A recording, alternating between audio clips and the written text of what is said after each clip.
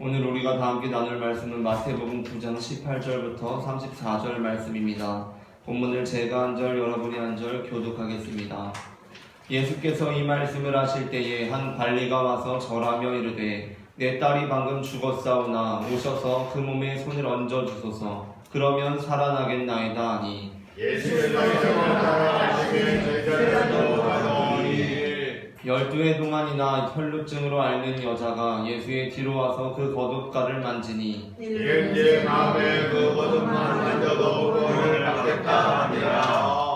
예수께서 돌이켜 그를 보시며 이르시되 딸아 안심하라 내 믿음이 너를 구원하였다 하시니 그 여자가 그 즉시 구원을 받으니라. 예수께서 그 무리를 입에 가사 피임을 자들과 떠드는 무리를 보시고 이르시되 물러가라 이 소녀가 죽은 것이 아니라 잔다 하시니 그들이 비웃더라. 너희들의 보내는데 예수께서 들어가사 소녀의 손을 잡으시니 일어나느니라.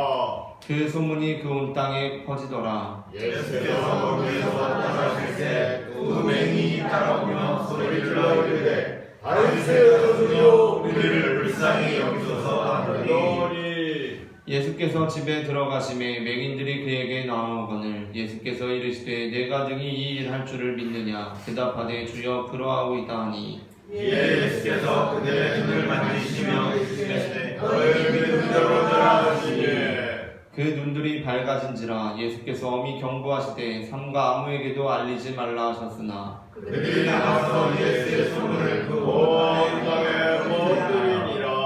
그들이 나갈 때에 귀신 들려 말 못하는 사람을 예수께 데려오니 귀신이 쫓겨나고 말 못하는 사람이 말하거늘 우리가 놀랍게 여겨 이르되 이스라엘 가운데서 이런 일을 본 적이 없다 하되 함께 읽겠습니다. 바리새인들을 이르되 그가 귀신의 마음을 인치하여 귀신을 쫓아낸다 하더라. 아멘. 이 시간 예배의 자리에 나오신 모든 성도님들 환영하고 축복합니다. 아멘. 오늘 우리는 앞서 읽은 마태복음 9장 18절부터 34절까지의 본문으로 예수의 소문이라는 제목의 말씀을 나누려고 합니다. 전해지는 말씀 가운데 하나님의 은혜가 있으시기를 바랍니다. 아멘. 오늘 본문은 예수님에 관한 4가지 기적의 내용을 담고 있습니다. 첫 번째는 혈루증이라는 질병을 앓고 있던 여자를 고치신 것이고, 두 번째는 한 관리의 딸을 살리신 것이며, 세 번째는 두 맹인의 눈을 밝히신 것, 마지막 4번째는 귀신 들려 말 못하는 사람의 귀신을 쫓아내심으로써 그로 하여금 다시 말할 수 있도록 하신 것이었습니다. 이 중 첫 번째와 두 번째 기적은 하나로 엮여 있고 세 번째와 네 번째는 따로 독립되어 있는데, 하나로 엮인 첫 번째와 두 번째 기적은 마태복음과 동일한 구조로 마가복음과 누가복음에도 나오고 있습니다. 반면 따로 독립되어 있는 세 번째와 네 번째 기적은 다른 복음서들에는 나오지 않습니다. 하지만 그렇다고 해서 마가복음과 누가복음에도 나오는 첫 번째 기적과 두 번째 기적보다 마가복음과 누가복음에는 나오지 않고 마태복음에만 나오는 세 번째 기적과 네 번째 기적이 마태복음의 특징을 더 잘 드러내는 본문이라고 볼 수 있는 것은 아닙니다. 물론 오늘 우리가 말씀을 살펴보겠지만 그 말씀을 더욱 강조하는 본문이긴 하지만 그 세 번째와 네 번째 기적을 이해하기 위해서는 첫 번째와 두 번째 기적을 이해해야 합니다. 왜냐하면 비록 마태복음에도 마가복음이나 누가복음과 동일한 구조로 첫 번째 기적과 두 번째 기적이 기록되어 있지만 마태복음은 첫 번째 기적과 두 번째 기적을 기록하는 데 있어서 세부적이면서도 매우 중요한 면에서 마가복음이나 누가복음과 상당한 차이를 보임으로써 마태복음만의 독특한 메시지를 전해주고 있기 때문입니다.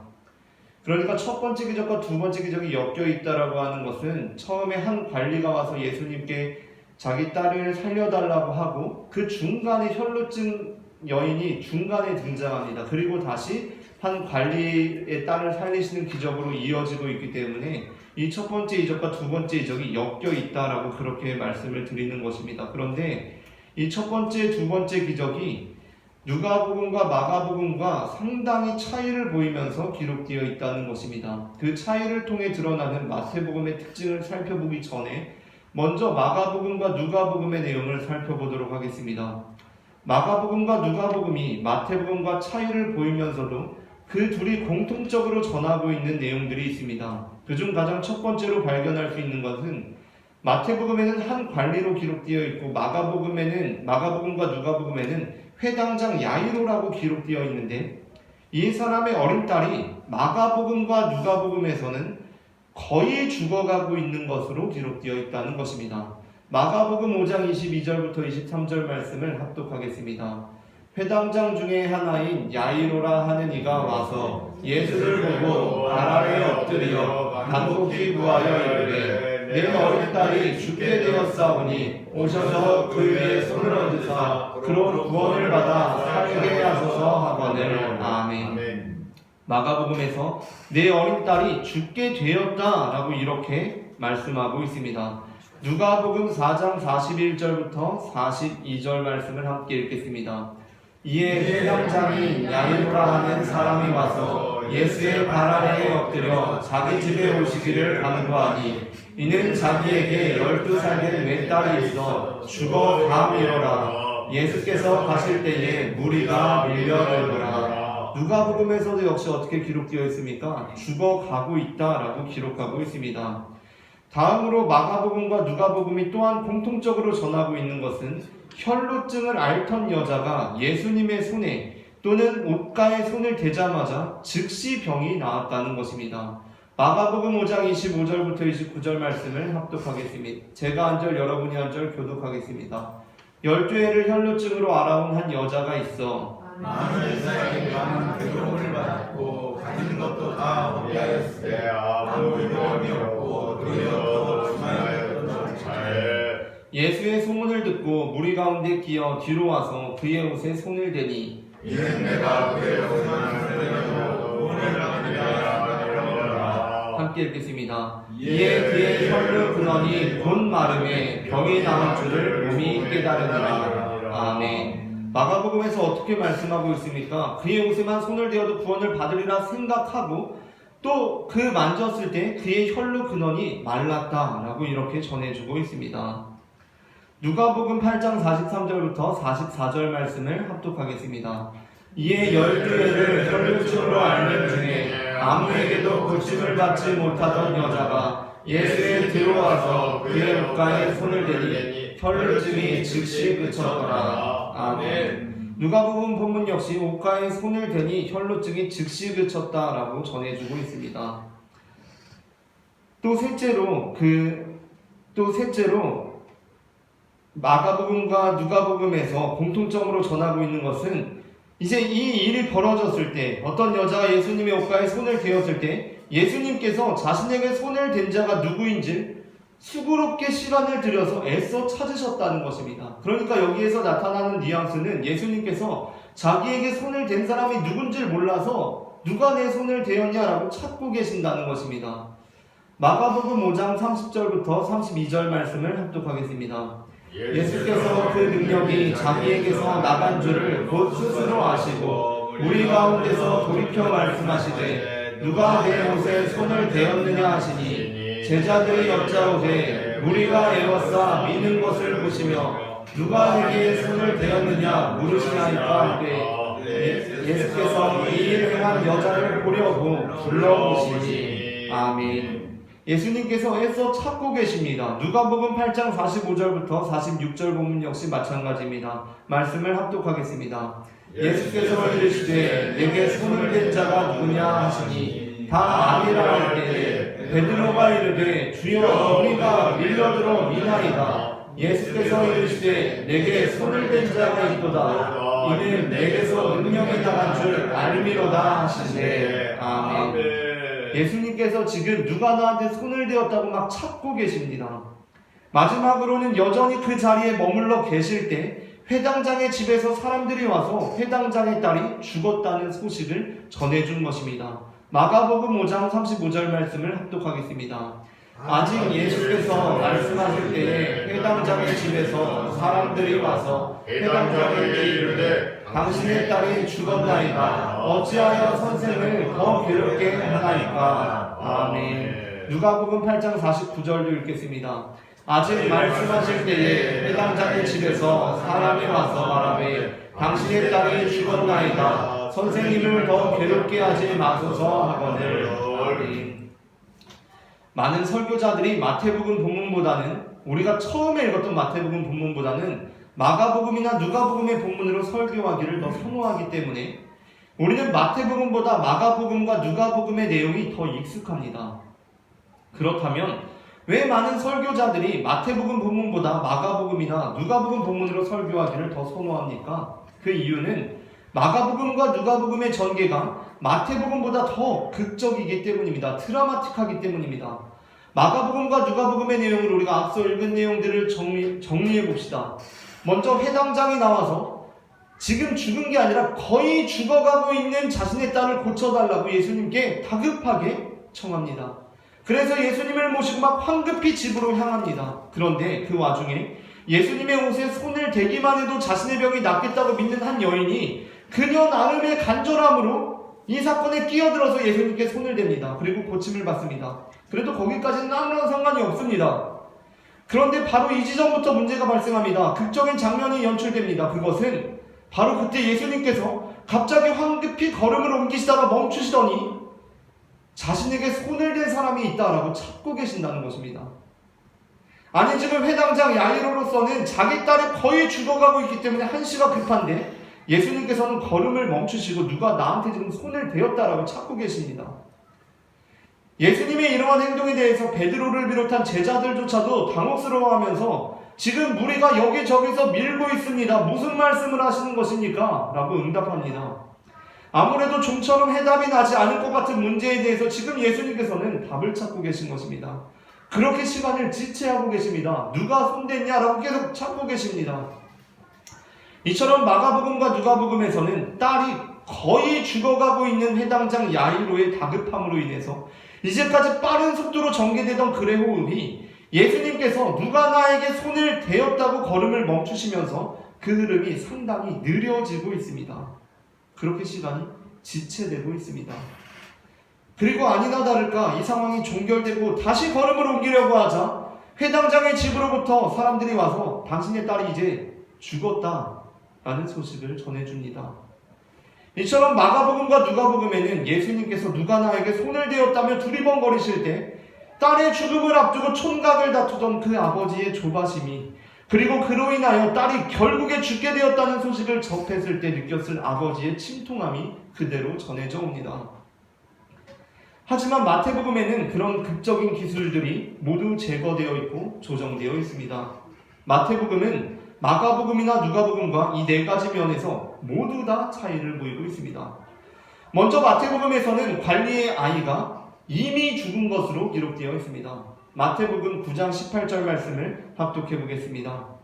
예수께서 이 말씀을 하실 때에 한 관리가 와서 절하며 이르되 내 딸이 방금 죽었사오나 오셔서 그 몸에 손을 얹어주소서 그러면 살아나겠나이다 하니. 아멘. 이 관리는 아이가 거의 죽어가고 있어서 그 아이가 죽지 않게 해달라고 예수님을 찾아온 것이 아니라 아이가 이미 죽었는데 그 죽은 아이를 살려달라고 예수님께 나왔습니다. 그렇다 보니 마태복음에는 이후에 회당장의 집으로부터 사람들이 와서 당신의 아이가 결국에는 죽었습니다 라는 소식을 전하는 내용이 없습니다. 딸이 이미 죽은 상태에서 관리가 예수님을 찾아온 것이기 때문입니다. 다음으로 혈루증을 앓던 여자는 예수님의 옷을 만진 즉시가 아니라 예수님께서 그녀에게 네 믿음이 너를 구원하였다라고 선언하셨을 때 고침을 받습니다. 마지막으로 예수님께서는 누군가 자신의 옷을 만졌을 때 누가 만졌는지 알지 못하셔서 누가 만졌냐고 물으시면서 찾지 않으십니다. 오히려 예수님께서는 누가 자신의 옷을 만졌는지 단번에 알아채시고 그녀를 곧장 돌아보시면서 딸아 안심하라 네 믿음이 너를 구원하였다 라고 말씀하십니다. 20절부터 22절에 두 가지 내용이 다 담겨 있습니다. 말씀을 합독하겠습니다. 12해 동안 혈루증으로 앓는 여자가 예수의 뒤로 와서 그 겉옷가를 만지니 이는 제 마음에 그 겉옷만 만져도 구원을 받겠다 함이라. 예수께서 돌이켜 그를 보시며 이르시되 딸아 안심하라 네 믿음이 너를 구원하였다 하시니 여자가 그 즉시 구원을 받으리라. 아멘. 이 본문에서 혈루증을 앓던 여자가 그 병이 고침받은 때가 언제입니까? 예수님께서 딸아 안심하라 네 믿음이 너를 구원하였다 하셨을 때 그 즉시 병이 고침을 받습니다. 그리고 또한 예수님께서 누가 자신의 옷을 만졌는지 알지 못하시는 것이 아니라 만지자마자 예수님께서 단번에 돌아보시고 그 여인을 보시면서 따라 안심하라 내 믿음이 너를 구원하였다 말씀하십니다. 그러니까 마태복음에서는 이 혈루증을 앓던 여자와 관련된 내용이 마가복음이나 누가복음에 비해서 훨씬 속도감이 있습니다. 비록 마태복음의 경우 고침받은 시기가 옷을 만진 즉시가 아니라 옷을 만지고 나서 예수님께서 따라 안심하라 내 믿음이 너를 구원하였다라고 선언을 하신 것이기 때문에 마가복음이나 누가복음에 비해서 한 5초, 6초 더 늦은 것처럼 느껴지기도 합니다. 그러나 마태복음의 경우는 마가복음이나 누가복음에서처럼 자신에게서 능력이 나간 줄을 아시고 자신에게 손을 댄 사람을 애써 수고하고 시간을 들여 찾지 않으시는 것이 아니라 여자가 예수님을 만지고 예수님께서 곧바로 선언하시고 그 즉시 고침을 받기 때문에 사건의 속도감이 마가복음이나 누가복음에 비해서 훨씬 빠릅니다. 그러니까 예수님께서 그 시간을 막 지체하시고 그런 것이 없다는 것입니다. 그러니까 마태복음에는 예수님께서 누가 만졌냐고 물어보시고 제자들이 사람들이 이렇게 많은데 누가 만졌냐니 무슨 소리입니까? 라고 반문하고 예수님께서 아니다. 누가 분명히 의도를 가지고 나를 만졌다. 막 이렇게 찾고 그런 내용이 없다는 것입니다. 그렇다면 마태복음이 이렇게 마가복음이나 누가복음과는 다르게 기록되어 있는 이유는 무엇입니까? 그 이유는 먼저 마태복음은 우리에게 완전한 절망 중에도 믿음을 잃어버리지 말라고 말씀해주고 싶었기 때문입니다. 거의 죽어가는 딸을 위해 예수님을 찾아온 회당장 야이로보다도 이미 딸이 죽었는데도 불구하고 예수님께 나온 한 관리의 모습은 완전한 절망 중에도 믿음을 포기하지 않는 믿음의 본보기가 됩니다. 믿음의 진정한 힘과 능력은 절망 중에 드러납니다. 하박국 선지자는 희망과 안정과 밝아오는 미래에 대한 약속 가운데 믿음의 능력을 선포한 것이 아니라 불안과 절망과 어둠이 짙게 깔린 앞날을 바라보면서 이렇게 예언하고 있습니다. 다 함께 하박국 2장 2절부터 4절까지의 말씀을 제가 한 절 여러분이 한 절 마지막 절은 교독하겠습니다. 여호와께서 내게 대답하여 이르시되 너는 이 묵시를 기록하여 판에 명백히 새기되 달려가면서도 읽을 수 있게 하라. 이 묵시는 정한 때가 있나니 그 종말에 속히 이르겠고 결코 거스르지 아니하리라. 비록 거들지라도 기다리라. 지체되지 않고 반드시 응하리라. 합독하겠습니다. 보라 그의 마음은 교만하여 그 속에서 정직하지 못하나 의인은 그의 믿음으로 말미암아 살리라. 아멘. 의인은 그의 믿음으로 말미암아 살리라. 하박국 선지자는 지금 창창한 앞날을 바라보면서 이 말씀을 하는 것이 아니라 종말이 이를 때 하나님 앞에서 하나님의 말씀을 듣고 의인은 그의 믿음으로 살리라 라고 절망과 불안 속에서 믿음의 능력을 선포하고 있습니다. 이 예언은 살만 나는 세상을 그리며 한 것이 아니라 죽음과 파국이 엄습해오는 상황 속에서 하박국 선지자가 생명을 걸고 선언한 말씀이었습니다. 히브리서는 그 정신을 그대로 계승해서 히브리서 10장 32절부터 39절에서 이렇게 말씀하고 있습니다. 말씀을 제가 한 절 여러분이 한 절 교독하겠습니다. 전날에 너희가 빛을 받은 후에 고난의 큰 싸움을 견디어낸 것을 생각하라.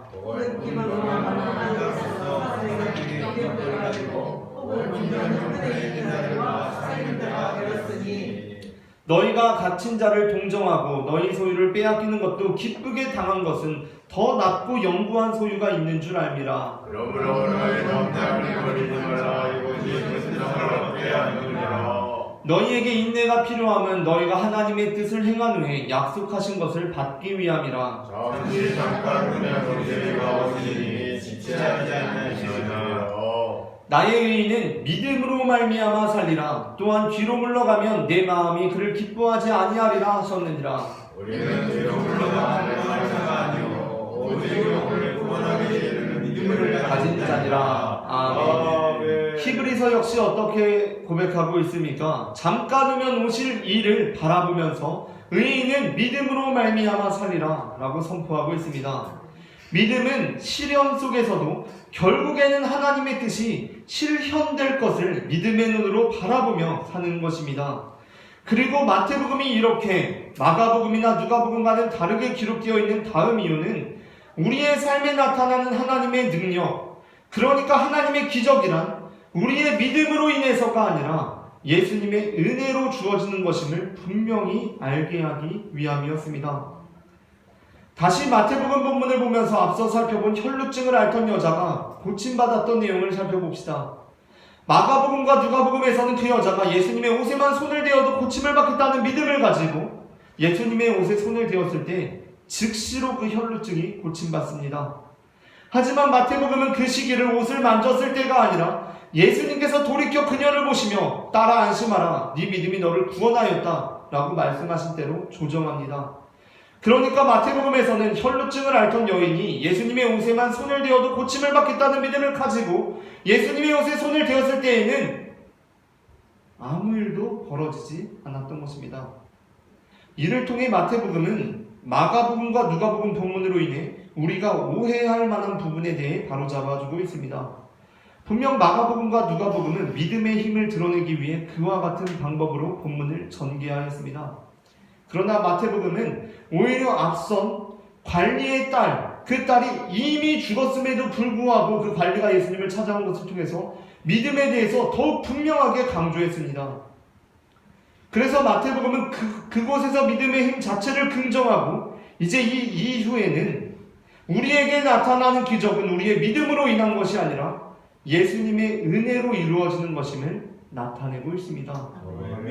기독교 신앙에서 믿음은 아주 중요합니다. 기독교 신앙이라는 말 자체가 기독교 믿음이라는 말로 다시 쓰일 수 있을 정도입니다. 그리고 특별히 개신교 신앙에서 믿음은 거의 절대적인 위치를 점하고 있는 것처럼 보이기도 합니다.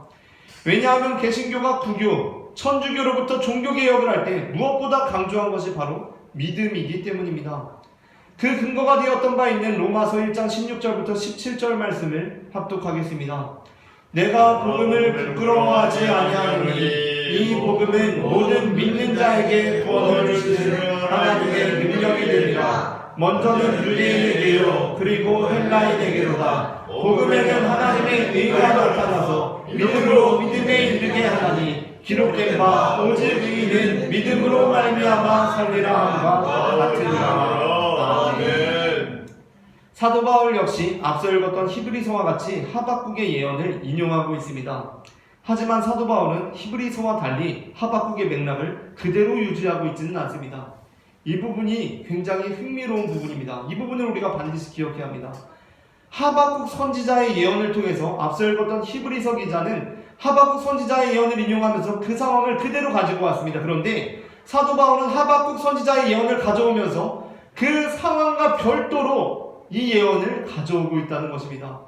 그러니까 이 새로운 상황에 이 예언을 그대로 가져오고 있다는 것입니다.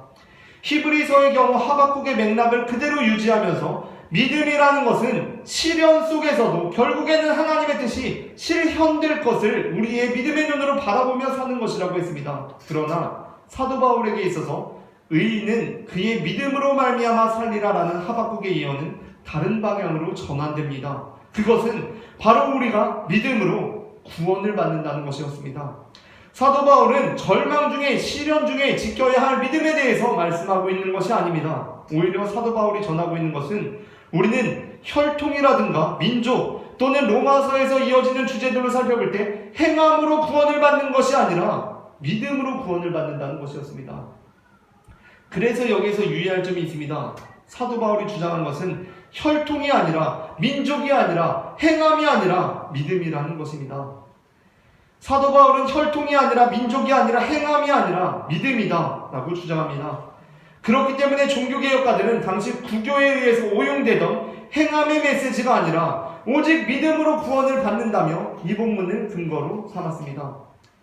그런데 이제 벌써 종교개혁 때로부터 시간이 너무 오래 흘러서 그리고 그 사이에 그 종교개혁가들의 본연의 메시지가 잘못된 사상들로 다시 우리에게 수없이 오용되어서 우리가 정신을 차리고 있지 않으면 앞에 붙어있는 혈통이 아니라 민족이 아니라 행함이 아니라를 잊어버리고 그냥 다른 어떤 것도 아니고 오직 믿음이라고 생각하는 위험에 빠질 수가 있습니다.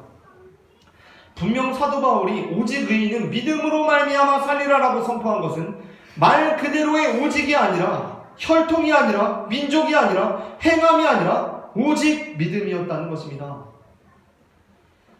우리는 때로 모든 믿는 자에게 구원을 주시는 하나님을 읽으면서 마치 하나님을 모든 믿는 자에게 구원을 주실 수밖에 없는 하나님으로 그리곤 합니다. 그러니까 우리가 믿음으로 그 옷을 만지기만 하면 예수님은 알든지 모르든지 그냥 그 병의 고침 받는 것입니다. 예수님이 중요한 게 아니라 우리의 믿음이 중요합니다. 하나님은 우리가 믿기만 하면 구원을 베푸실 수밖에 없는 존재라는 것입니다. 하지만 바울이 가장 중요하게 전하고자 했던 것은 모든 믿는 자에게 구원을 주시는 하나님에서 모든 믿는 자에게 구원을 주시는 하나님이 아니라 모든 믿는 자에게 구원을 주시는 하나님이었다는 것입니다.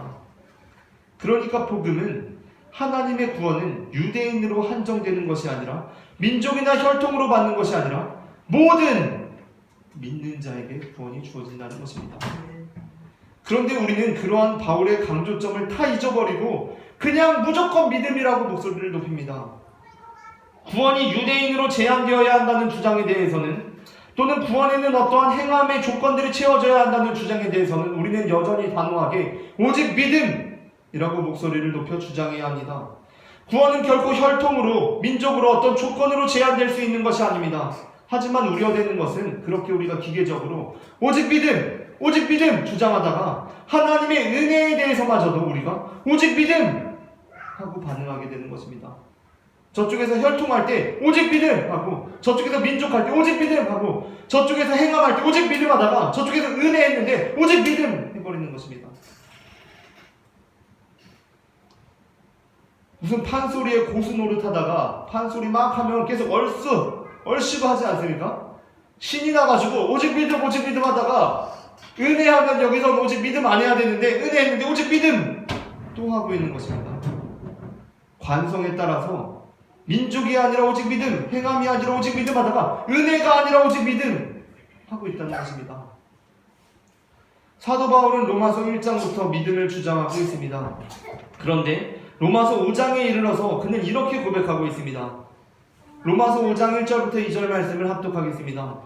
그러므로 우리가 믿음으로 의롭다 하심을 받았으니 우리 주 예수 그리스도로 말미암아 하나님과 화평을 누리자. 또한 그로 말미암아 우리가 믿음으로 서 있는 이 은혜에 들어감을 얻었으며 하나님의 영광을 바라고 즐거워하느니라. 아멘. 사도 바울은 믿음으로 서 있는 이 은혜를 말씀합니다. 물론 여기에는 두 가지 해석이 있습니다. 하나는 우리가 믿음을 통해서 이 은혜를 누리게 되었다는 것입니다. 그러나 다른 하나는 우리의 믿음이 은혜 위에 서 있다는 것입니다. 믿음으로 서 있는 것이 은혜라는 것입니다. 이 둘은 서로 완전히 상반된 성서 해석입니다. 이에 대해서 저는 에베소서 2장 1절부터 9절 말씀을 근거로 우리의 믿음이 은혜 위에 서 있다, 우리가 믿음으로 서 있는 것이 은혜다 라고 이해합니다. 에베소서 2장 1절부터 9절의 말씀을 제가 한 절 여러분이 한 절 교독하겠습니다. 그는 허물과 죄로 죽었던 너희를 살리셨도다.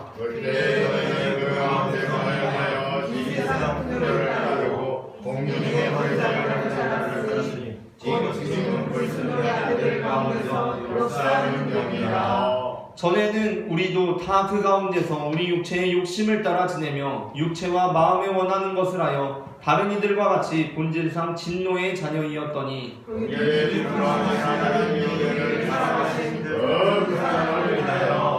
허물로 죽은 우리를 그리스도와 함께 살리셨고 너희는 은혜로 구원을 받은 것이라.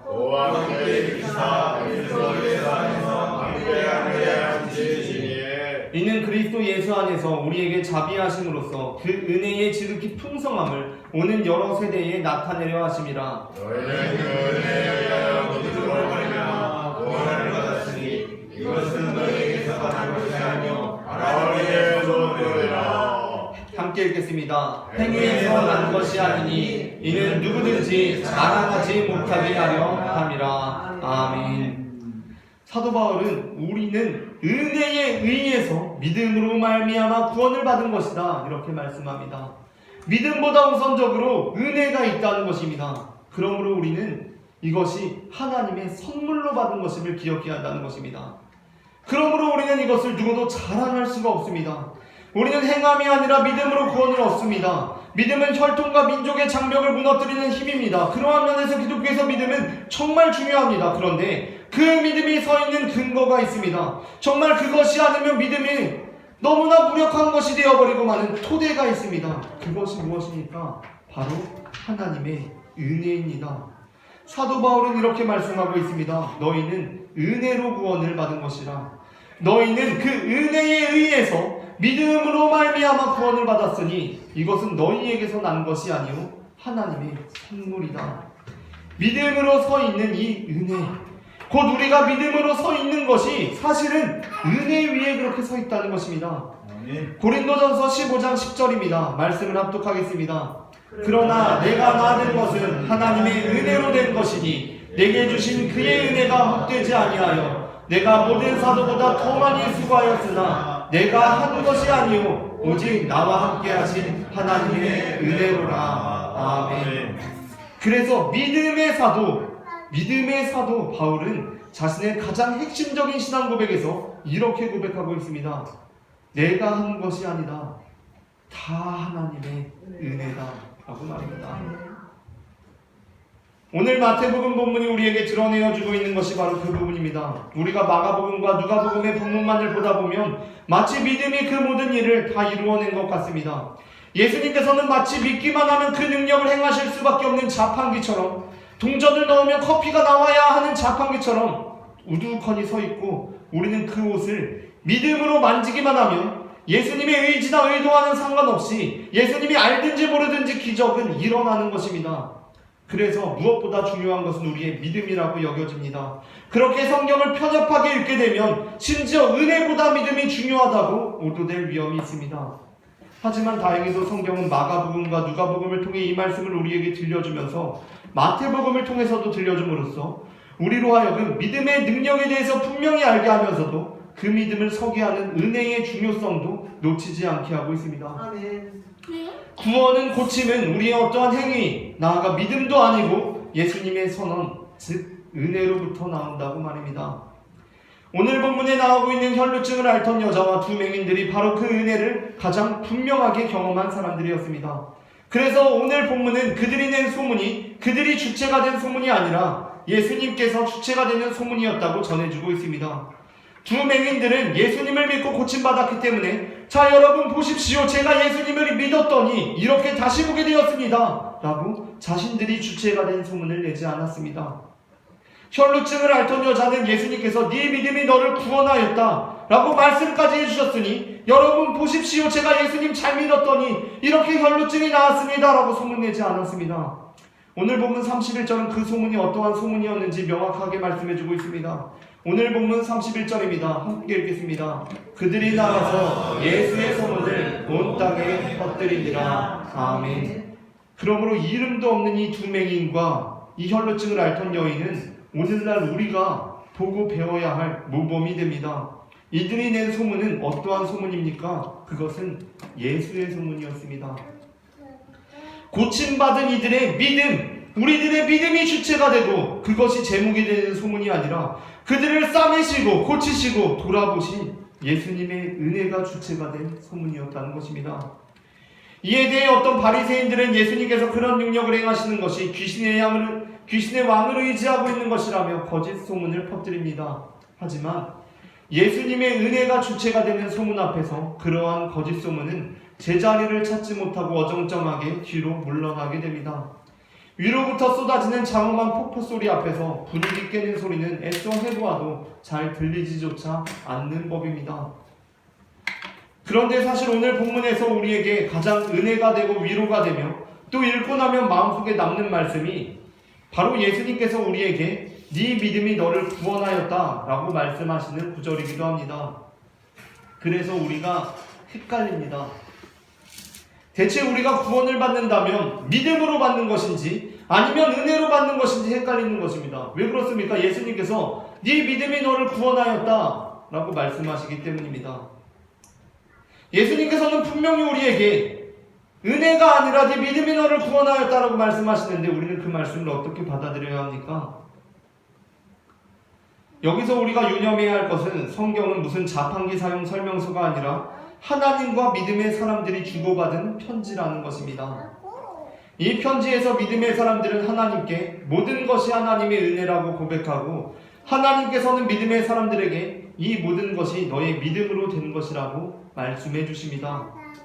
우리는 하나님과 무슨 행정 처리하는 문서들을 주고받는 관계가 아니라 사랑의 노래를 주고받는 관계입니다. 아프리카 우지에서 의료 선교 활동을 하고 계신 의료 선교사님의 다큐멘터리를 본 적이 있습니다. 거기에는 한 원주민 어머니가 선교사님께서 자신의 아이를 고쳐주신 일에 대해서 인터뷰한 내용이 담겨 있었습니다. 이 어머니는 몇 해 전에 열병을 앓고 있던 자신의 아들을 선교사님께 데려와서 거의 죽을 뻔한 아이를 살리게 되셨다고 했습니다. 그러면서 이 어머니는 그때 선교사님께 얼마나 고맙고 감사했는지, 그리고 아이가 낫는 모습을 보면서 얼마나 놀라웠는지에 대해서 인터뷰를 했습니다. 그런데 그 어머니가 인터뷰를 마치면서 이런 얘기를 들려줍니다. 그때 제 아이의 열이 떨어지는 모습을 보며 저는 너무나 놀라웠고 선교사님께 너무나 감사했습니다. 호전되는 아이를 보며 제가 할 수 있는 것이라고는 선교사님께 고쳐주셔서 감사합니다 라는 말을 거듭해서 하는 것뿐이었습니다. 그런데 그때 선교사님께서는 저에게 이렇게 말씀하셨습니다. 어머님, 이 아이는 제가 살린 것이 아닙니다. 어머님의 간절함이 아드님을 살린 것입니다 라고 말입니다. 이 어머니는 선교사님의 말, 어머님, 이 아이는 제가 살린 것이 아닙니다. 어머님의 간절함이 아드님을 살린 것입니다 라는 말을 듣고는 아이의 병이 고침받은 고마움을 넘어서, 그 감사함을 넘어서 말할 수 없는 감격과 감동을 받았다고 합니다. 그런데 사실 우리가 알다시피 이 어머니의 간절함이 아이를 살린 것은 아닙니다. 의료 선교사님의 의술이 아이를 살린 것입니다.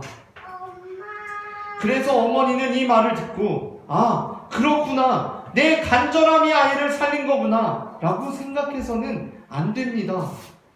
만일 그 의사 선생님의 얘기를 정말 그 어머니의 간절함이 신비한 능력을 발휘하여서 아이를 살린 것이라는 무슨 전문가의 소견처럼 받아들이고 어디 가서 내 간절함이 아이를 살린 거라고 말하고 다니면 그런 사람은 정신이나 감수성에 심각한 문제가 있는 사람일 것입니다. 그런데 우리는 기독교 신앙 안에서 때로 영적으로 심각한 문제가 있는 사람들처럼 말하곤 합니다. 우리는 간혹 진짜 내 간절함이 내 아들을 살렸다라고 말합니다. 진짜 내가 너무 간절해서 내 아들을 살렸다라고 말합니다. 내가 예수님을 잘 믿어서 고침받았습니다 라고 말합니다. 내가 예수님을 잘 믿었더니 부자가 되었습니다 라고 말합니다. 내가 예수님 잘 믿어서 합격했고, 내가 예수님 잘 믿어서 승진했습니다. 내가 예수님 잘 믿었더니 취업했습니다 라고 말합니다. 그리고 성경에 보니까 하나님께서, 예수님께서 내가 잘 믿어서 된 거라고 친히 증언해 주셨습니다. 그래서 어떤 이들은 어디를 가든지 담대하게 이렇게 말합니다. 내가 예수님 잘 믿었더니 기도 응답이 이렇게 착착 됩니다 라고 말합니다. 그런데 이게, 어머님, 이 아이는 제가 살린 것이 아닙니다.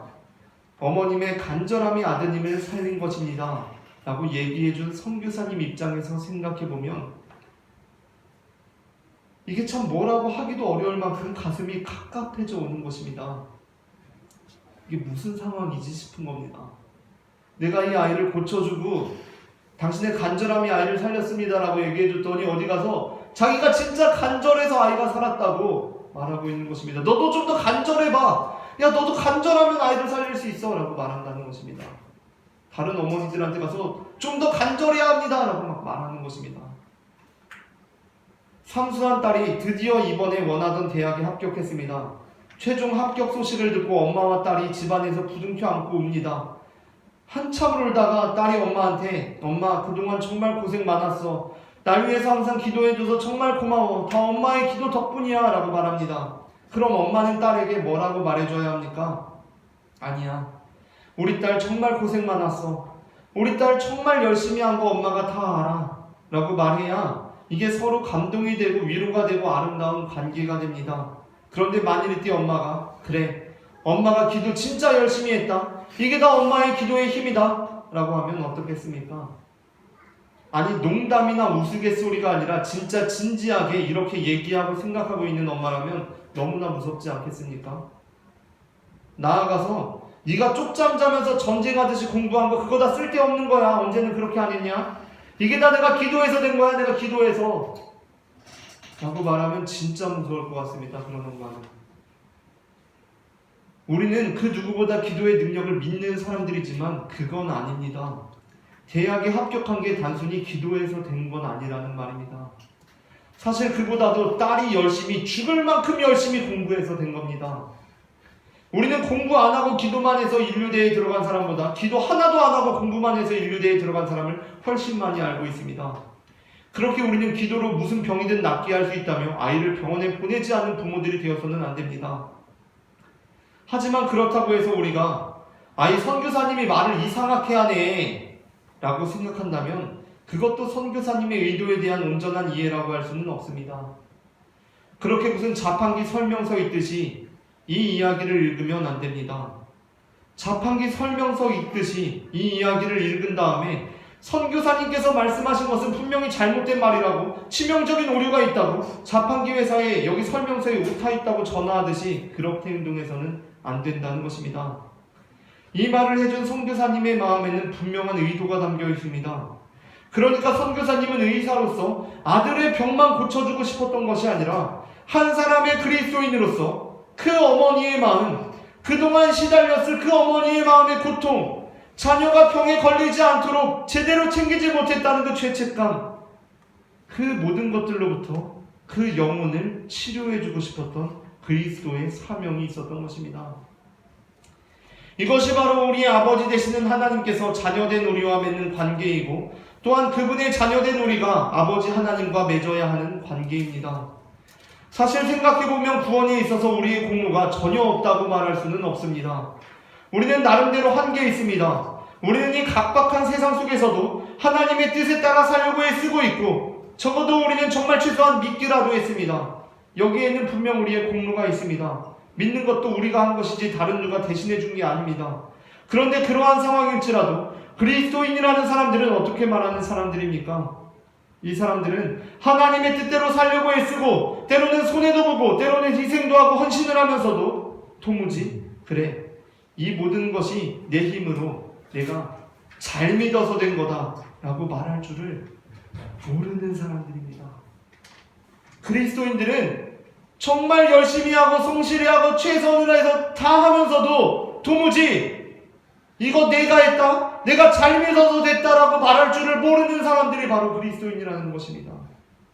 그리스도인들은 성실합니다. 정직합니다. 최선을 다합니다. 부정한 방법 택하지 않습니다. 그렇게 그리스도인들은 참 열심히 노력하고 목숨을 걸고 투신하고 따라온 결과와 축복에 대해서 그래 내가 잘 믿었더니 이렇게 됐다 라고 말하는 사람들이 아니라 결국에는 사도 바울처럼 내가 한 것이 아무것도 없다, 다 주님의 은혜다 라고 고백하는 사람들이라는 것입니다. 아멘. 반면에 우리 아버지 되시는 하나님은 어떠한 분이십니까? 참으로 우리는 하나님께서 베풀어 주시는 은혜 아래 살아갈 수가 있습니다. 주님의 은혜가 아니면 우리의 생명도 인생도 믿음도 아무런 의미와 가치를 지니지 못하고 다 부서져 버립니다. 정말 주님의 은혜가 아니면 아무것도 아닙니다. 모든 것이 다 주님의 은혜임을 인정할 수밖에 없습니다. 우리는 삶의 모든 순간들 속에서 내가 아무리 노력하고 최선을 다해도 주님께서 길을 열어주시지 않으면 단 한 걸음도 나아갈 수 없는 존재들임을 절감하며 살아갑니다. 그런데 그 모든 일이 이루어지고 그 모든 일이 해결되고 그 모든 일이 성취되었을 때 주님께서 우리에게 주시는 음성은 무엇입니까? 그래, 이 모든 게 다 내 은혜로 된 거다? 내 은혜 아니면 네가 뭐 하나 제대로 할 수 있겠냐? 라는 것입니까? 그것이 아닙니다. 예수님께서는 이렇게 말씀하여 주셨습니다. 네 믿음이 너를 구원하였다 라고 말합니다. 네 믿음이 너를 구원하였다 라고 말합니다. 우리가 나중에 주님 앞에 서게 되었을 때 주님 정말 이 땅에서의 삶이 다 주님의 은혜로 인한 것이었습니다 라고 고백할 때 주님께서는 그래 다 내 은혜 때문이지 라고 말씀하시는 것이 아니라 네 믿음이 너를 구원하였다 라고 말씀해 주신다는 것입니다. 그러므로 우리는 우리의 구원이 믿음으로 얻은 것이냐 아니면 은혜로 얻은 것이냐를 궁리하며 아까운 시간을 허비하지 않습니다. 왜냐하면 우리는 하나님께 내가 나된 것은 하나님의 은혜라고 분명한 목소리로 고백하면서도 하나님으로부터 네 믿음이 너를 구원하였다는 분명한 음성을 듣기 때문입니다. 아멘. 우리는 그 음성을 듣고 역시 하나님도 내 믿음이 나를 구원했다고 말씀해 주시네 라고 까불거리지 않습니다. 우리는 그 음성을 듣고 감격합니다. 그렇게 우리의 믿음을 인정해 주시는 은혜의 주님을 통해 더욱 깊은 주님의 은혜를 경험하고 네 믿음이 너를 구원하였다라는 말씀을 통해 우리는 이 모든 것이 주님의 은혜임을 더욱 강하게 믿게 됩니다. 그렇게 우리는 우리의 믿음을 인정해 주시는 그 은혜 안에서 살아가는 이 모든 순간이 주님의 은혜라고 잘난 내 믿음의 소문이 아니라 우리를 구원하시는 예수의 소문을 내며 살아갑니다.